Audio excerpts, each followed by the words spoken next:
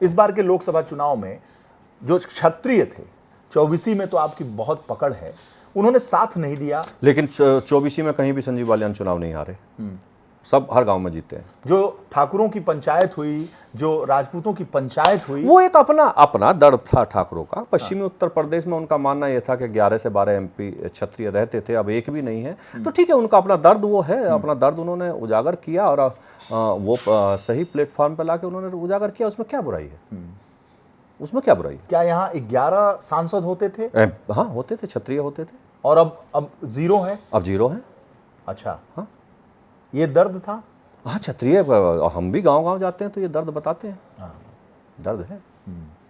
Cabinet मंत्री एक भी नहीं है उत्तर प्रदेश में राजपूत। हाँ, मुझे तो नहीं लगता शायद।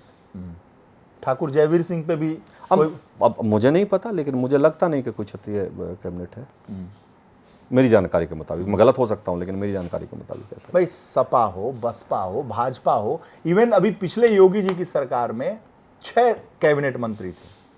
इस सरकार में एक भी कैबिनेट मंत्री नहीं है।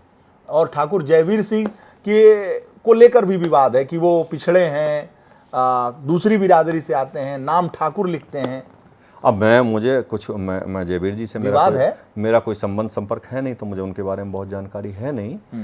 लेकिन मेरा मानना यह है कि हाँ, क्षत्रिय शायद तो नहीं है कोई, मेरे ख्याल से नहीं है कोई कैबिनेट मंत्री, शायद नहीं है कोई।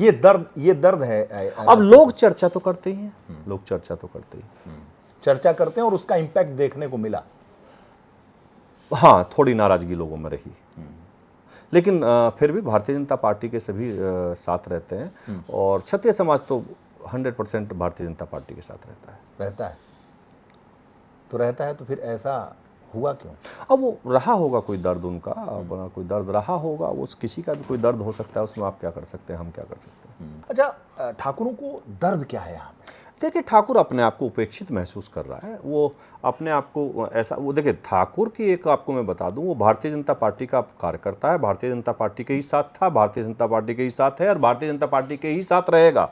वो जा ही नहीं सकता। राष्ट्रवादी कौम है, देश के लिए बलिदान दिया है, वो भारतीय जनता पार्टी से अलग जा ही नहीं सकता। अकेली एक भारतीय जनता पार्टी ऐसी है जो देश के विषय पर चिंतन मनन करती है, देश के लिए चिंता करती है। बाकी पार्टियां तो देश को बेच के खा जाएंगी, बाकी पार्टियां देश को बेच के खा जाएंगी।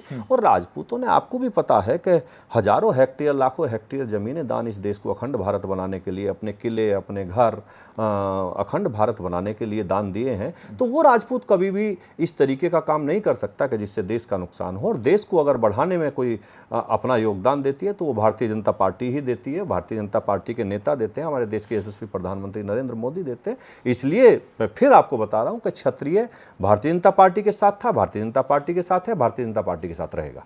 थोड़ा दर्द है उस किस बात? अब वो ठीक है, वो दर्द है कि भाई 11 MP पश्चिम में हुआ करते थे, 26 MP उत्तर प्रदेश में हुआ करते थे, वो अब नहीं है। कैबिनेट मिनिस्टर हुआ करते थे, अब नहीं है। थोड़ी उपेक्षित महसूस कर रहा है वो, लेकिन ठीक है, हम लोग लगे हैं, सब समझाने पर लगे हैं, वो चलता रहता है ऊपर नीचे, वो सब ठीक होगा। कभी 71 विधायक होते थे समाजवादी पार्टी में, वो होता रहता है, वो सब चलता। कोई समाजवादी पार्टी तो गुंडे माफियाओं की, आतंकियों की पार्टी है, उसमें कौन जा रहा है साहब?